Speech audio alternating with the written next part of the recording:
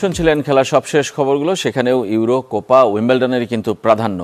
আজকের এই super Sunday নিয়ে কথা বলতে চাইলে, আপনাদের কোনো মতামত জানাতে চাইলে আমাদের সঙ্গে যুক্ত হতে পারেন। ফোন করতে হবে স্ক্রিনে দেখানো নম্বরগুলোতে। আমরা জাহিদ হাসান এমিলির কাছে জানতে চাই যে একটা অবিশ্বাস্য রাত অপেক্ষা করছে আমাদের জন্য, এবং ইউরো, কোপা একসাথেই দুই টুর্নামেন্ট এবং একই দিনে ফাইনাল, তেমনটা আসলে খুব একটা দেখা যায় না। এরকম সময়গুলো আসে খুব কম। এমন একটা রাত আসলে কিভাবে আপনি প্রস্তুতি নিচ্ছেন নিজের জন্য? না, এটা তো এজ এ ফুটবলার হিসেবে বা ফুটবল প্লেয়ার হিসেবে একটা বড় আনন্দের রাত, কারণ এরকম ব্যাক টু ব্যাক দুইটা বড় ফাইনাল ম্যাচ আমরা আজকে আসলে দেখতে যাচ্ছি। এটা আসলে যারা আমরা সবসময় ফুটবল ফলো করি তাদের জন্য বলবো একটা আনন্দের রাত হতে যাচ্ছে। অ্যাট দ্য সেম টাইম যারা ফুটবল সবসময় ফলো করে তাদের জন্য, এবং আমার কাছে মনে হয় এই মুহূর্তে সারা পৃথিবীর সব মানুষেরই কিন্তু ফোকাস দেবেন কোপা আমেরিকা এবং ইউরো নিয়ে। এবং মোস্ট প্রবাবলি আপনার সব ফেভারিট দলগুলিই কিন্তু আপনি জানেন যে ফাইনালে গিয়েছে। সুতরাং আমি মনে করি যে খুব আনন্দ একটা রাত আমাদের জন্য আসছে, আমরা সবাই এনজয় করব। সেই এনজয়ের আগে জানতে চাই যে সমর্থক হিসেবে ইউরোর ফাইনালে কাকে এগিয়ে রাখবেন, কোপার ফাইনালে কাকে এগিয়ে রাখবেন, এবং ফুটবলার হিসেবে বিশ্লেষণ করে কাকে এগিয়ে রাখবেন? মিলে যাচ্ছে নাকি আলাদা আলাদা? প্রথমে ইউরোর ফাইনালে স্পেন ইংল্যান্ড। আমি থ্রু আউট দ্য টুর্নামেন্ট শুরু থেকে আমি অনেক আগে থেকে স্পেনের ফ্যান। আমি যদিও আর্জেন্টিনার মানে সারা ওয়ার্ল্ড ফুটবলের ফ্যান, বাট যখন ইউরো হয় তখন আমি স্পেনকে আমার পছন্দ। এটা যদি আপনি স্পেনের ওই সময় দলটা দেখেন, আপনার 2008-এর যে ইউরো চ্যাম্পিয়ন যে দলটা ছিল, এরপরে 2010 ওয়ার্ল্ড কাপ জিতলো আবার ভারতে। তো ওই সময় দলটার সাথে আমার কাছে মনে হচ্ছে এখনকার দলটার অলমোস্ট অনেকটা মিলে যাচ্ছে। ফুটবল খেলায় কিছু প্যাটার্ন চেঞ্জ হয়েছে, বাট চ্যাম্পিয়ন হওয়ার জন্য একটা দলের যা যা দরকার আমার কাছে মনে হয় এই দলটাতে রয়েছে। স্পেশালি যদি দেখেন আপনার এই দলটাতে কিছু ম্যাচ উইনিং প্লেয়ার ঢুকে গিয়েছে, ইয়ং ম্যাচ উইনিং প্লেয়ার, যেটা আমার কাছে মনে হয় যে থ্রু আউট দ্য টুর্নামেন্ট এই দলটাকে আসলে ফাইনালে আনার পিছনে একটা বড় ভূমিকা রেখেছে। স্পেশালি যদি তিনজন প্লেয়ারের নাম বলি, আপনি নিকো উইলিয়ামস, লেমিয়ান ইয়ামেল, এবং আপনি যদি ড্যানি অলমোর কথা বলেন, এই তিনজন প্লেয়ারের আসলে হ্যাঁ এই তিনজন প্লেয়ারের আপনার ইনক্লুশন প্লাস হয়েছে মাঠের পারফরমেন্স এত দুর্দান্ত ছিল যে স্পেন দলটাকে খুব সহজে আসলে এই পর্যন্ত মানে ফাইনাল পর্যন্ত নিয়ে আসছে। তার মানে কি আপনার পছন্দ এবং মেধা বিশ্লেষণ দুটোতেই স্পেন? আমি কিছুটা হলে স্পেনকে এগিয়ে রাখবো, বাট যেহেতু আপনার ম্যাচটা আজকে ফাইনাল, এখানে আসলে যেহেতু ইংল্যান্ড চলে আসছে, এখন ম্যাচ যেতে আসলে অনেক কিছু হবে। আমরা বিশ্লেষণ পরে করব। এক কথায় জানতে চাই, যেটা বলছিলাম যে স্পেনকে আপনি এগিয়ে রাখছেন এবং বিশ্লেষণেও স্পেন আপনার কাছে একটু হলেও এগিয়ে থাকে, কিছুটা হলে এগিয়ে থাকে। কোপা আমেরিকাতে আপনি আর্জেন্টিনার ভক্ত, আমরা সবসময় জানি, সুতরাং এটা নিয়ে পছন্দ নিয়ে কোনো প্রশ্ন নেই। বিশ্লেষণে জানতে চাই যে আর্জেন্টিনা না কলম্বিয়া? Difficult match. আমার কাছে মনে হয় যে এখানে আসলে মানে এই মুহূর্তে আসলে কলম্বিয়ার যে performance through out the tournament, সেখানে আমাকে আসলে অনেক সারপ্রাইজ করেছে, এবং যে দলটা আসলে 28টা ম্যাচ আনবিটেন, সেই দলকে আপনি হারিয়ে চ্যাম্পিয়ন হবেন সেইটা এই মুহূর্তে বলা ডিফিকাল্ট। তারপর আমি কিছুটা হলো আর্জেন্টিনাকে এগিয়ে রাখবো, কারণ আপনি যদি দেখেন লাস্ট 3টা বড় টুর্নামেন্ট কিন্তু তারা চ্যাম্পিয়ন হয়েছে, ফাইনালিজিমা, কোপা আমেরিকা এবং ওয়ার্ল্ড কাপ ফুটবল। তো সেইখান থেকে ওই এক্সপিরিয়েন্স থেকে আমি যেহেতু তারা 3টা টুর্নামেন্ট ফাইনাল জিতে আসছে, তাদের ভিতরে কিন্তু একটা কনফিডেন্ট লেভেল হচ্ছে যে ফাইনাল কিভাবে জিততে হয়, ওইখান থেকে আমি কিছুটা হলো আর্জেন্টিনাকে এগিয়ে রাখবো। এবার আমরা একটু আলোচনায় আসতে চাই যে ইউরো নিয়ে প্রথমে কথা বলবো। রাত 1টায় যেহেতু খেলা, এটাই আগে হবে, তারপরে 5 ঘন্টা কিংবা 3 ঘন্টা শেষ হওয়ার 3 ঘন্টা পরে আবার আরেকটা ফাইনাল। ইউরোর ফাইনাল যদি বলি যে স্পেন এবং ইংল্যান্ড, স্পেনের কথা আপনি বলছিলেন যে 2008, 10, 12 ওই দলটার সাথে অনেকটা মিল পাওয়া যায়। আবার অনেকে বলেন যে ওই দলটা একটু স্লো ফুটবল খেলতো, যে টিকি টাকার ফুটবল খেলতো, সেই দলটার সাথে একটু স্পিড যোগ হয়েছে এই দলটার সাথে। আপনি একমত কিনা? হ্যাঁ, আমি ওইটাই কিন্তু বলছি আপনাকে। দেখেন ওই সাথে খেলার প্যাটার্নে কিছু চেঞ্জ আসছে, বাট অলমোস্ট যদি আপনি দেখেন যেটা হয় যে একটা টুর্নামেন্ট জিততে গেলে আপনার যেরকম ম্যাচ উইনিং প্লেয়ার দরকার হয়, যেরকম সিনিয়র জুনিয়রের কম্বিনেশন দরকার, দলটা কিন্তু অলমোস্ট সেম, বাট খেলার প্যাটার্নে কিছু চেঞ্জ এসে। আগে ওই সময়টা তো টিকি টাকা ফুটবল খেলতো, পিছন থেকে প্রচুর পাস খেলতো, বিল্ড আপ খেলতো, বাট এখন যেটা হয়েছে যে কুইক কাউন্টার অ্যাটাক খেলে, ডিরেক্ট সামনে মোরাতার কাছে বল খেলে, ওখানে মোরাতা বল হোল্ড করে, দেখ নিকো উইলিয়ামস এবং আপনার লেমিয়ান ইয়ামেল ওর সাথে কানেক্ট করে। বাট এখন যেটা হয়েছে, আপনি যদি পুরো টুর্নামেন্ট দেখেন, আমার কাছে মনে হচ্ছে স্পেন যেভাবে আসলে টুর্নামেন্ট খেলে আসছে, আমার কাছে মনে হয় যে তারাই একমাত্র দল যে কোনো রকম কোনো অঘটন ছাড়াই আমার কাছে মনে হয়েছে যে ফাইনালে আসছে। এবং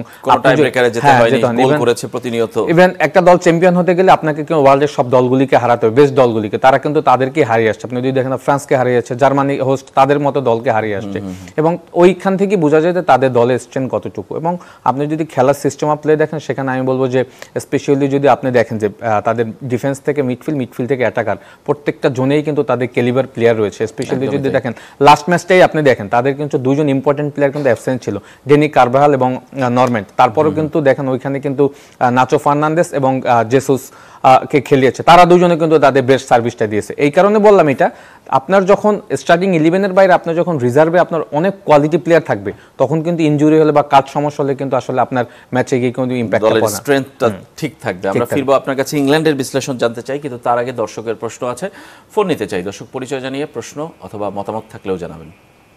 জি, আমি তৌহিদুল ইসলাম সুমন বলছিলাম বেনাপোল থেকে। জি বলেন। জি, আমি এমিলি ভাইয়ের খুব ফ্যান, এমিলি ভাইয়ের আলোচনা শুনছিলাম। গতকালকে ধারাবাহিকতায় বলতে চাই, আমিও আর্জেন্টিনার একজন বড় ফ্যান। তো সেই ধারাবাহিকতায় বলতে চাই যে কোপা অবশ্যই কিছুটা পিছিয়ে ইউরোপ থেকে, তবে আমার কাছে জানতে চাই এমিলি ভাইয়ের কাছে যে ওয়েদার যদি স্পেন চ্যাম্পিয়ন হয়, কোপায় যদি আর্জেন্টিনা চ্যাম্পিয়ন হয়, সেক্ষেত্রে এমিলি ভাই কাকে আগিয়ে রাখবে? আমার মনে হয় যে ইম্পর্টেন্ট কোশ্চেন, গুরুত্বপূর্ণ প্রশ্ন, কারণ এই দুই দল যদি চ্যাম্পিয়ন হয় তাহলে আবারও ফিনালিজিমায় দেখা হয়ে যাবে দুই দলেরই, তখন কাকে সমর্থন দেবেন? না, তখন তো আমি আর্জেন্টিনা, আমি তো বললাম যে ওয়ার্ল্ড ফুটবলে আমি আর্জেন্টিনার বড় ফ্যান, নাম্বার আর্জেন্টিনা। হ্যাঁ, ইউরোতে আমি স্পেনকে ফ্যান, বাট সেখানেও আমি আর্জেন্টিনাকে এগিয়ে রাখবো যদি এই দুইটা দলের আপনার যদি ফিনালিজম। দর্শক আরেকটা বলছিলেন যে ইউরো আর কোপার তুলনার কথা, আমরা সে বিষয়ে আলোচনায় পরে যাব, কিন্তু ইংল্যান্ডের কথা বলি যে স্পেন দারুণ ফুটবল খেলছে, তারা নেশনস লিগ চ্যাম্পিয়ন হয়েছে, ধারাবাহিকভাবে ভালো খেলছে। ইংল্যান্ডও কিন্তু একটা ধারাবাহিকতা রাখছে, গতবারের ইউরোতে তারা ফাইনালে উঠেছে, এবারও তারা ফাইনালে উঠেছে, এবং তাদের এই দলটা এবং কোচকে নিয়ে অনেক ধরনের আলোচনা কিন্তু আছে, যেটাই তাদের সেরা দল, সেরা কোচ। না, অবশ্যই বলতে হবে, আপনি ব্যাক টু ব্যাক দুইটা ইউরোর ফাইনালে চলে আসছেন, ডেফিনেটলি আপনাকে এই স্কোয়াডকে রেসপেক্ট করতে হবে, কোচকেও করতে হবে। আদারওয়াইজ তো সে আপনার গ্রুপ পর্যায়ে বা কোয়ার্টার ফাইনালে বাদ হয়ে যেত। একটা কোচ যখন আপনাকে ব্যাক টু ব্যাক দুইটা বড় ইউরোর মতো জায়গায় ফাইনালে নিয়ে যাবে, ডেফিনেটলি এই টিমকে আপনাকে রেসপেক্ট করতে হবে, কোচকে আপনাকে সম্মান জানাতে হবে, কারণ জানেন ফুটবলে কিন্তু কোচ একটা বড় ফ্যাক্ট। আপনি দেখেন বেলজিয়াম কিন্তু অনেক প্রমিজিং প্লেয়ার ছিল, পর্তুগাল দুর্দান্ত দল ছিল, তারা কিন্তু বাদ হয়েছে। France last world cup finalist, 2018 champion, তারা কিন্তু আসতে পারেনি, বাট ইউরোতে কিন্তু ব্যাক টু ব্যাক ইংল্যান্ড দুইটা ফাইনালে। সুতরাং এই স্কোয়াডটা তো আপনি রেসপেক্ট করতে হবে। আর যদি আপনি টিমের স্ট্রেংথ দেখেন, সেখানে তো আসলে আমার কাছে মনে হয় যে স্পেনকে নিয়ে আমরা আলোচনা করছি, বাট আপনি যদি ইংল্যান্ডের স্কোয়াড দেখেন, আমার তো মনে হয় স্পেন থেকে ইংল্যান্ডের স্কোয়াডের ডেপথ আরও বেশি স্ট্রং। বাট যেটা হয় যে মাঠের ফুটবলে আসলে তারা ওই ইম্প্যাক্টটা দেখাতে পারেন, স্পেশালি যদি আপনি দেখেন অ্যারেন সাকা, তারপর হলো ফিল ফোডেন, ডেকল্যান রাইস, তারা ক্লাব ফুটবলে যেভাবে তারা পারফর্ম করে, জাতীয় দলে কিন্তু কিছুটা হলো অ্যাবসেন্স আছে। স্পেনের হয়েছে যে স্পেনের ওই ইয়ং প্লেয়াররা তারা নামের থেকেও বেশি পারফর্ম ডেলিভার দিচ্ছে মাঠে, যার কারণে কিন্তু ইম্প্যাক্টটা বেশি হচ্ছে। বাট আপনি যদি ইংল্যান্ডের স্কোয়াড ডেপথ দেখেন, আপনি দেখেন পিকফোর্ড থেকে শুরু করে 3 সেন্টার ব্যাক নিয়ে খেলে, 3 সেন্টার ব্যাক ওয়া প্লাস হয়েছে আপনার কার্ল ওয়ালকার এবং হলো জন স্টোনস, আমাদের টপ 3 জন ডিফেন্স রয়েছে। এট দ্য সেম টাইম আজকে হয়তো লুকশাকে দিয়ে স্টার্ট করবে, মাঝখানে ডেকল্যান রাইস, কোবি মেয়ানো রয়েছে আপনার, তারপরে আপনার সামনের দিকে আমরা জানি ফিল ফোডেন, অ্যারেন সাকা, মানে টিমের স্ট্রং ডেপথ হলো আমার ইংল্যান্ড স্পেন থেকে কিছুটা এগিয়ে। বাট এখন মাঠের পারফরমেন্স ইজ দ্য মেইন জায়গা, যেটা যদি আপনি গ্রুপ স্টেজের ম্যাচ দেখেন, কোয়ার্টার ফাইনাল দেন সেমিফাইনাল, ইংল্যান্ড কিছুটা হলো স্ট্রাগল করেছে, একটু ধুকতে স্ট্রাগল করেছে। বাট যেটা হয়েছে যে ম্যাচ কিন্তু তারা কোনো না কোনোভাবে বের করে নিয়ে আসছে। এখন যেটা হয় যে আপনি অনেক ভালো ফুটবল খেলেন, এন্ড অফ দ্য ম্যাচ আপনি হেরে গেলেন, তখন কিন্তু আপনি টুর্নামেন্টটা টিকতে পারবেন না। আবার আরেকটা হলে আপনি খুব বাজে মোটামুটি ভালো ফুটবল খেলে ম্যাচ জিতে গেলেন, তখন কিন্তু ওইটার ইম্প্যাক্টটা থাকে। ইংল্যান্ড যেটা করেছে যে ভালো ফুটবল তেমন খেলতে পারে না, বাট ম্যাচটা কিন্তু জিতে নিয়েছে। হ্যাঁ, কিন্তু আমার এন্ড অফ দ্য ডে আমি গ্যারেথ সাউথগেটকে এখানে তেমন কোনো দোষ দিব না। যেটা হয় যে আপনার হাতে যখন অনেক রিসোর্স থাকবে, কোয়ালিটি রিসোর্স থাকবে, তখন টিম লাইন আপে কিন্তু অনেক ভেরিয়েশন থাকে, অনেক কিছু থাকে, সেখানে হয়তো কোচকে একটু ডিসিশন নিতে তার হয়তো প্রবলেম হয়। সেইখানে নিয়ে হয়তো আমরা চিন্তা করি যে 3 সেন্টার ব্যাক, আসলে কিন্তু 3 সেন্টার ব্যাক নিয়ে খেলছে না, এটা হয়তো অনেকে ইংলিশ মিডিয়া, বাট আপনি যখন ডিফেন্ডিং হয় তাদের লেফট কারেন্ট ট্রিপিয়ার কিন্তু পিছনে চলে আসে, আজকে হয়তো যদি লুকশা খেলে 4 ডিফেন্ডার হয়ে যাবে। সুতরাং যেটা হয় যে ম্যাচ যেহেতু ইংল্যান্ড স্পেন, ইংল্যান্ড ডেফিনেটলি এই ম্যাচটা কিন্তু জিততে চাবে, এবং জেতার জন্য যে গেম প্ল্যানটা সেটা তারা এক্সিকিউট করতে চাবে। স্পেশালি যদি দেখেন তারা চেষ্টা করবে আজকে কোনোভাবে খেলাটাতে কোনোভাবে গোল কনসিড করবে না, ওই জায়গাগুলি তারা স্পেনকে কি টাই ব্রেকারের দিকে নিয়ে যাওয়ার চেষ্টা কি ইংল্যান্ড করবে কিনা, কারণ সেখানে কখনোই তারা টেস্টেড হয়নি অনেকটা, সেইটাই আমার কাছে মনে হয়। কারণ যেটা হচ্ছে 120 মিনিটের খেলা, আপনি জানেন যদি 90 মিনিট ম্যাচ ড্র হয় তো অনেক প্ল্যান থাকবে কিন্তু এই ম্যাচকে ঘিরে, আপনি 90 মিনিটসে কিন্তু সব কিন্তু শেষ করতে পারবেন না।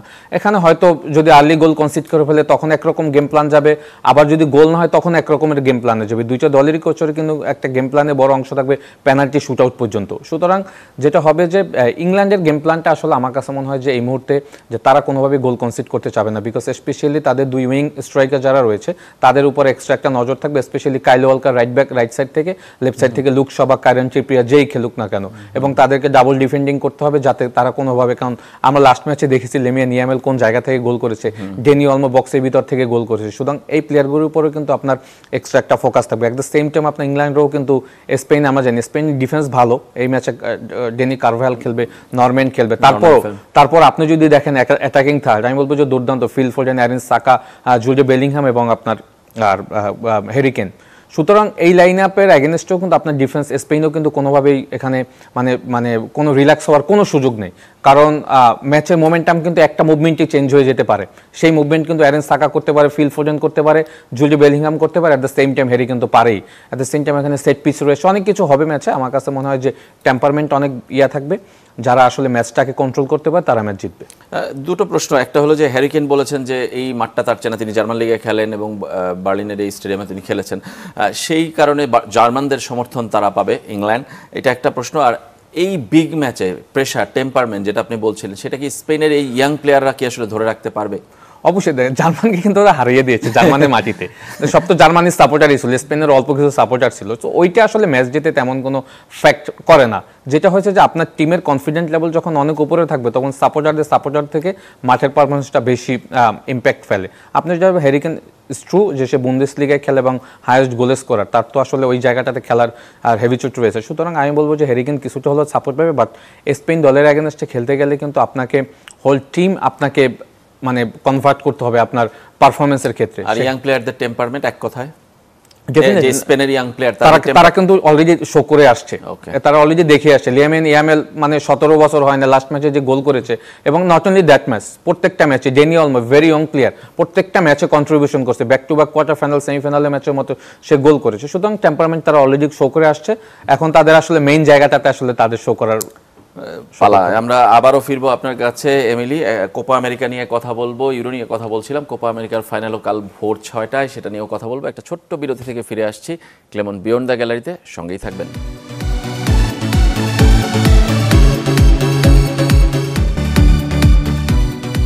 বিরতির পর আবারও ফিরে এলাম ক্লেমন বিয়ন্ড দ্য গ্যালারিতে। আমরা কথা বলছি সুপার সানডে নিয়ে, কোপা ইউরোর ফাইনাল আজ রাত এবং কাল ভোরে, তা নিয়ে কিন্তু ফুটবল দুনিয়া আসলে মেতে আছে, আলোচনা করছে এবং অপেক্ষায় রয়েছে এই দুই মহাদেশীয় শ্রেষ্ঠত্বের ফাইনাল দেখার জন্য। আমাদের সঙ্গে আছেন জাহিদ হাসান এমিলি, ফুটবলার। আমরাও কথা বলছি এই দুই ফাইনাল নিয়ে, ইউরো নিয়ে কথা বলেছি অনেক, কোপা নিয়ে কথা বলতে চাই। যে দর্শকের একটা প্রশ্ন ছিল যে ইউরো আর কোপার তুলনা একসাথে হওয়াতে এই বছর এটা খুব বেশি আলোচনা হচ্ছে। অন্য সময় হয়, একই বছর হয় হয়তো, কিন্তু কাছাকাছি সময়ে হয় কিংবা 1-2 মাসের গ্যাপ হয়, 15-20 দিনের, তখন আসলে এতটা প্রকট আকারে স্পষ্ট হয় না যে পার্থক্য কিংবা মিল। আপনার কাছে কি মনে হয় যে ইউরো এবং কোপা, ইউরোপ এবং লাতিন আমেরিকা? এইটার বিশ্লেষণ আসলে বিভিন্নভাবে দেওয়া যায়, বাট আমি আসলে কোনোটাকে ছোট করব না। আমার কাছে মনে হয় 2-4 টুর্নামেন্টেরই ডেপথ আমার কাছে মনে হয় অনেক স্ট্রং, এবং দুই রকমের প্যাটার্নে খেলা হয়, যেটা সত্যি কথা। ইউরো স্টাইল একরকম, কোপা আমেরিকার স্টাইল একরকম, বাট আপনি যদি দেখেন কোপা আমেরিকাটা আমাদের বাংলাদেশের জায়গা থেকে অনেক পপুলার টুর্নামেন্ট, এবং আমরা যারা আর্জেন্টিনা ব্রাজিলের জন্য। আর ইউরো যেটা হয়েছে যে ইউরোর ফুটবল তো আমরা 12 মাসই দেখি, স্পেশালি লিগগুলি, এবং ইভেনচুয়ালি কোপা আমেরিকাতে যারা খেলে তাদের ম্যাক্সিমাম প্লেয়ারই কিন্তু ইউরোপিয়ান লিগগুলিতে খেলে। সুতরাং এখানে তো আসলে মানে দুইটা টুর্নামেন্টকে ডিভাইড করা যাবে না, কারণ এই প্লেয়াররাই কিন্তু কদিন পর আবার ইউরোপে এসে খেলবে। বাট আমার কাছে মনে হয় যে সেম প্লেয়ারই তো, এরা কোপা আমেরিকা খেলছে ভাগ হয়ে, কিছু ইউরোপে খেলছে। আমার কাছে মনে হয় দুইটা টুর্নামেন্টের হাইপই আমার কাছে সেম মনে হয়। আলাদা সময় হলে হয়তোবা আমরা আরো বেশি উপভোগ করতে পারতাম। দর্শক আছেন আমাদের সঙ্গে, একটু ফোন নিয়ে আসতে চাই, পরিচয় জানিয়ে আপনার প্রশ্ন অথবা মতামত জানাবেন। হ্যালো, জি শুনতে পাচ্ছি, বলেন। হ্যালো, আসসালামু আলাইকুম। ওয়ালাইকুম আসসালাম। আমি ইফাজ, আমি ঢাকা থেকে বলছি। আমি একটি প্রশ্ন করতে চাই, সেটি হলো আর্জেন্টিনা ও কলম্বিয়া ম্যাচ। আমরা জানি যে আর্জেন্টিনা অবশ্যই হট ফেভারিট বরাবর মতো, এবং এই ম্যাচে আনহেল ডি মারিয়া ও নিকোলাস ওতামেন্দির শেষ ম্যাচ হতে যাচ্ছে। তো এই ম্যাচটাতে আর্জেন্টিনা দল তো অবশ্যই একটা স্পিড পাবে, তবে এই স্পিডের সামনে মূলত আর্জেন্টিনা দল কলম্বিয়ার এগেইনস্টে ফিজিক্যালি কতটুকু সাফার করতে পারে বলে আপনি মনে করেন? জি ধন্যবাদ আপনাকে। আনহেল ডি মারিয়া এবং ওতামেন্দির বিদায়ী ম্যাচ, আমি দেখছিলাম যে গ্রাসিয়াস আনহেল ডি মারিয়ার জন্য একটা জার্সি উপহার দিয়েছে আর্জেন্টিনা দল। এই দুজনের কথা মনে আসলে আমার ওয়ার্ল্ড কাপ ফাইনালের কথা মনে আসে যে ওই সময় মেসির জন্য এরকম একটা হাইপ কিন্তু পুরো দলের মধ্যে ছিল যে মেসির last world cup, last final, তার জন্য একটা কিছু করার চেষ্টা, এবার একটা ডিমারিয়ার জন্য সেই চেষ্টাটা।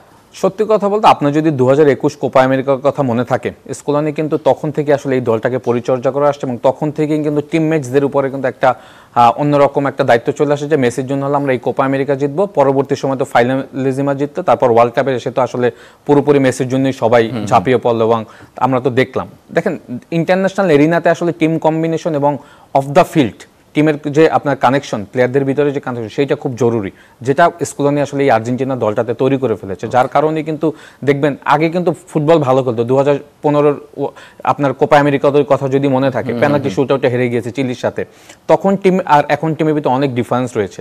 এবং ইটস ট্রু যে দুজন প্লেয়ার যখন আসলে আপনার দল থেকে লাস্ট ম্যাচ খেলতে যাচ্ছে, তখন প্লেয়ার অবশ্যই তাদের জন্য খেলবে, এটা ইটস ট্রু। এবং লাস্ট ওয়ার্ল্ড কাপও আপনি যেটা বলছেন এটাও সত্যি, মেসির জন্য কিন্তু তারা জীবন দেয়। এবং কিছু কিছু ইন্টারভিউতে যদি আপনি ইন্ডিভিজুয়াল প্লেয়ারদের আপনি যদি তাদের বাইটসগুলি শুনতেন, যে আলভারেজ বলেছে মেসির জায়গাগুলি আমি কভার করব, ডিমারিয়া বলেছে যে আমি মেসির জন্য গোল করব, ডেবো মার্টিনেজ বলছে তার জন্য আমি জান দিব। তো এটা তো আসলে কখন বলতে পারে একজন টিমমেটস? তো ওই জায়গা থেকে আমি বলবো আর্জেন্টিনা ওই মেন্টাল স্ট্রেংথের জায়গা থেকে হলো আজকের ম্যাচে কিছুটা হলো এগিয়ে থাকবে। বাট যেটা হচ্ছে যে কলম্বিয়াকে এইখানে আসলে আপনি কোনোভাবেই আনরেসপেক্ট করার কোনো সুযোগ নেই। দর্শকের প্রশ্নে যে কলম্বিয়া একটু পাওয়ার ফুটবল খেলে, শারীরিক শক্তি প্রদর্শন করে খেলে, সেইটা আর্জেন্টিনা কিভাবে মোকাবেলা করবে? না, আর্জেন্টিনা তো আসলে যেটা হয়েছে, আর্জেন্টিনা কিন্তু এগুলি মোকাবেলা করেই আসছে। লাস্ট 22 ওয়ার্ল্ড কাপে যদি দেখেন, সেখানে ইউরোর সব দলগুলিকে হারিয়ে কিন্তু তারা চ্যাম্পিয়ন হয়েছে। সো ওই জায়গাগুলি আছে। এবং যেটা হয় যে আমরা সবসময় হয়তো অনেকের কনফিউশন রয়েছে যে আর্জেন্টিনা এই টুর্নামেন্টে ভালো খেলতে পারেনি। আপনার ভালো খেলার দরকার নেই, আপনি তো ম্যাচ জিতছেন। আপনি 2021 কোপা আমেরিকা দেখেন, সেখানে কিন্তু আর্জেন্টিনা বেশি ভালো ফুটবল খেলতে পারেনি, কিন্তু টুর্নামেন্টটা কিন্তু জিতছে। এই টুর্নামেন্টে ব্যাক টু ব্যাক ইকুয়েডর এবং কানাডার সাথে দেখেন, আমরা যেটা ধরে নিয়েছি যে আর্জেন্টিনা ভালো ফুটবল খেলেনি, বাট এন্ড অফ দ্য যে ম্যাচ তো জিতে ফাইনালে চলে গিয়েছে। এখন সৌদি আরবের হারের কথাটা ভুলে গেল হবে না। সুতরাং আপনাকে ভালো ফুটবল খেলে যদি আপনি হেরে যান, ওই ম্যাচের কোনো ভ্যালু নেই। আপনি খারাপ ফুটবল খেলে যদি ম্যাচ জিততে পারেন, সেটা আপনাকে কার্যকরিতা দেবে। বাট এবার আসি কলম্বিয়া এই দলটা থ্রু আউট দ্য টুর্নামেন্ট দুর্দান্ত খেলেছে।